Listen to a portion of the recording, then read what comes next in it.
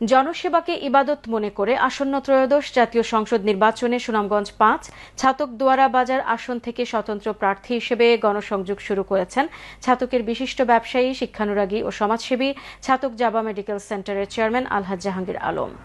ছাতকের Gobindaganj point থেকে গণসংযোগ শুরু করে দিনব্যাপী ধারণ বাজার, জাউয়া বাজার, আশাকাচর পয়েন্ট, খরিদিচর পয়েন্ট, টেটিয়ারচর বাজার ও আন্ধারগাঁও পয়েন্ট সহ বিভিন্ন বাজার ও পয়েন্টে গণসংযোগ করেন। আলহাজ জাহাঙ্গীর আলম ছাত্রজীবন থেকে ছাতক দোয়ারা বাজারবাসীর ভাগ্য উন্নয়নের লক্ষ্যে শিক্ষা, স্বাস্থ্য ও যোগাযোগ সহ আর্থসামাজিক উন্নয়নে কাজ করে যাচ্ছেন।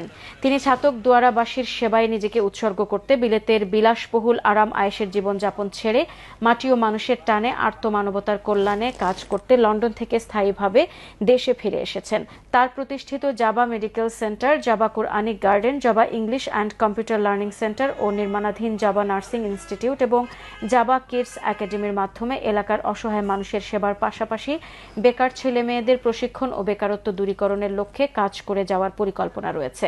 সুষম বন্টনের মাধ্যমে উন্নয়নের কাজকে ছাতক দোয়ারাকে মডেল উপজেলা হিসেবে গড়ে তোলার অঙ্গীকার করে আগামী জাতীয় সংসদ নির্বাচনে স্বতন্ত্র প্রার্থী হিসেবে নির্বাচনের প্রতিদ্বন্দ্বিতা করতে দেশ বিদেশের সকলের সহযোগিতা ও দোয়া কামনা করেন তিনি।